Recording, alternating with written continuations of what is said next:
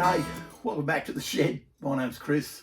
This is Flat Tank Journey and I think we're up to episode number 10. Hit double figures for the little Torpedo. It's moving along at breakneck speed, and in reality I've been having a little break over the Christmas holidays and New Year, and you're in catch-up mode on some of the work that I've already done, and you can see that in the background, and the eagle-eyed will already know where I'm up to. But this week I concentrated on getting the rear mudguard stays made. And I made 3 of them, weirdly. They came out really well and I'm really pleased with how the rear guard finished up. Did a good job of the riveting. I hope you enjoyed the episode. I hope you're enjoying where the little Torpedo's going. And I'll push on and do something about the rear stand clip. Cheers. Seeing the front guard stays went really well. I'm going to crack into the rear ones now. I think I've got a bit of a plan. So here's where the frame joins together, and I've just taken the bolt out. And I'm thinking I'll put the bracket on the outside of there. I do have a choice of putting it on the inside, but I think it will all be too much once you've rolled it over.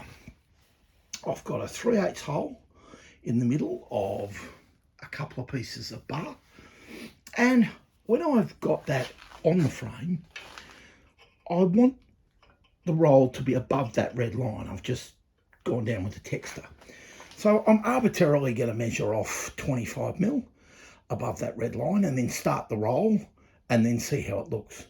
If worse comes to worse, I'll just do another one.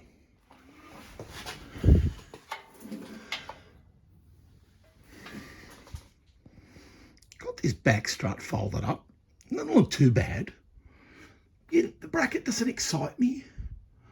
I've got enough bar at the top and the bottom. I need to get a couple of really solid tacks on this and get it located in a good place, and then I'll be able to stand back and have a better look at it. Well, there's a little bracket welded up. It's not too bad. It's a little bit rough down here. Got the angle kind of skew with. I don't think I'm overly fussed. It looks all right. It certainly achieves the purpose. It's probably the same at the front. When you look at the front, it's not quite perfect, but it's weird. Now that I've put the guard back on and I've painted that riveted guard and put it back on, you don't notice some of the tiny imperfections. So I'm going to push on and make a strut for the other side and see how it goes. Got a mess here though. Well, there's bracket number 2. And bracket number 2 is so much cleaner than bracket number 1 that there's going to be bracket number 3. I folded it over 180 degrees, slid the 1/4 inch rod in and welded from the bottom. And you can't see any daggy, shitty marks. And it just fits better. The other one's horrible. Back to the drawing board, make another one, move on. Don't normally video while I work, but I'm just cutting the last thread on these mudguard stays. And I thought I'd bring you along for the ride. Cutting threads is not super difficult. You need the right size die. And the die cuts the external thread and the tap cuts the internal thread. And so, you know, you get the right size die with the right size pitch of threads and away you go. It's a little bit hard to get them started sometimes, and I put a little bevel on the ends of the shaft or the rod. Sadly, rod and shaft are not precise in sizes, so 1/4 inch is not necessarily exactly 1/4 inch, and you can be slightly undersized and slightly oversized. Pain in the bum. Especially undersize, because undersize, you end up with these really shallow threads. Really frustrating. Anyway, I cut little bits at a time, maybe 4 or 5 turns of the die, and then I back it completely off. I keep it pretty clean. I try to keep the die pretty clean. Always looking in, I don't let it mount up with a heap of swarf. And I keep the swarf away from my fingers. You end up with sore hands from constantly turning the wrench. but you end up with relatively clean threads. And, you know, if you're patient, you can cut your own. And it's sort of why you end up with, you know, you can make mudguard stays. They're not difficult. I've got a mark on there. I'm going to grab you off the tripod, or bring the tripod a bit closer and see if I can set up a shot and you can see the threads being cut. So again, not difficult. That's backing it in, backing it out. And so, you know, the more you go over the thread, the cleaner it seems to get. I don't know whether that's an exact science. And then you can feel it when it tightens up that you're cutting thread again, or you're cutting fresh thread. I've got a can of, well, it says Penetrine. It's an old can I bought at a junk store. In it's a product called Tap Magic, and it's a lubricant and cutting oil, and it just makes things work smoother. I don't really know why, but it does. Just looking for my mark. I'm about half a dozen turns away.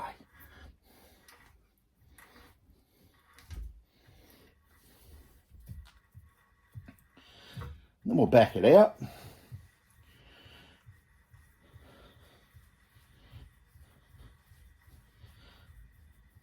And you end up with, you know, a really quite clean thread. I don't like dropping my dies on the floor. Now you can end up with threads that are crooked. You can end up with them off center because you haven't started it straight. You can end up with a whole range of things. These are just mudguard stays though. So, you know, if it's a bit wonky, it's going to be all right. These aren't. These have come up really well. I'm happy with them. So I've got nuts already laid out on the bench. Nuts, spring washers and dome washers. So on the bike I've got a lower nut. I like to get them started first. And then, you know, on threads you've cut yourself, they're not super loose. Well, that's the way I find it. If the shaft and the rod are slightly bigger than 1/4 inch, you end up with a slightly tighter thread. And I get arthritis in my hands, and so I grab a socket, a tube socket, and wind it on like that, because the arthritis gives me a bit of buggery. So easier to put them on, and that one's tightening up right at the bottom, but it'll be all right, I think. The benefit is you can take the nut off, so don't force it too far, and you can run the die down it again and again and again. And every time you run it down to a point, it seems like it frees the nut up. This one's particularly loose. But again, the rod and the shaft can vary by, you know, 0.1, 1.5, maybe 0.2. Well, not 0.2, I'm exaggerating to make a point. But it can vary, you know, 6.25 or 1/4 inch could be 6.3 and 6.2 or 6.15, and it gets really frustrating. But anyway, there they are. There's the nuts wound on to what I think is a reasonable point. And that saves a bit of effort on the bike. Always harder to work on these things on the bike. I'm going to get this on, and then I'm going to pull the guard, and this is the rear guard, and drill the mudguard brackets and hot rivet them on. Good fun.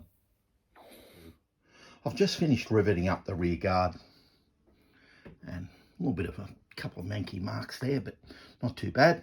Going to give it a sand and do that. I got a much better result this time. I've drilled a 14mm hole, because that's the size of the rivet. I just let it recess in there into a big bit of steel plate that I used to tack weld welding jigs onto. And I cupped the rivet in there as I beat the hell out of it with a big hammer. And it's just left the head of the rivets a bit cleaner. And there's not a flat spot on them like the ones on the front guard. Good result. I need to sand this up and get a bit more primer back on it and just give it an all good solid clean up. Exciting times in the shed. The rear guard is done for now, I think. I've got the saddle clamps on the bottom and further up the frame, holding the guard to the frame. And then I've had a good result with the bind rivets, the solid rivets. They've gone on well. I've got a tiny dent in the guard there where I slipped with the hammer and gave it a beating. So I need to resolve that. I've cut the tops off and put acorn nuts on. Guard needs a sand from where I had that paint sample. So I've just thrown primer over to stop it rusting. I've got the acorn nuts cut off down at the back here. Now the guard's almost in the middle, pretty close, but boy, the clearance down the line to the belt rim is skinny. So I actually had to put my hand in and give it a, it was very sophisticated. It's a very precise measurement and bend everything to get it to sit. The nuts underneath the guard stays to get everything to line up.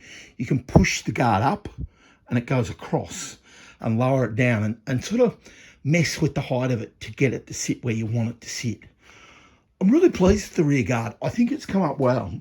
I certainly need to sand again and get that paint imperfection sorted. I'm happy with the brackets. They look okay. They're certainly solid and they're certainly welded up well. I'm pretty pleased with the way it's come out. I've started to throw some primer at a few more bits and pieces, and then I'm going to get the brakes back together. Exciting times. Well, that's Flat Jack Journey for another week. The Torpedo's moving really well. I'm a little bit ahead of you still, which is good because doing it every week sounds as though it's going to be really simple. But the reality is it's actually hard work to get something together every week. I'm still messing with this. I'm procrastinating and thinking about where it goes and whether to paint it or not. What's coming up? Coming up is the seat, and the seat's magnificent. The final assembly of the rear brakes, which I'm really pleased about, but you saw that last week, and an exhaust. That's a bit of a mess on video, but better in real life. Anyway, hope you've enjoyed this week's episode. Have a great weekend. Enjoy the week. Like, comment, subscribe, or tell your mates. Cheers.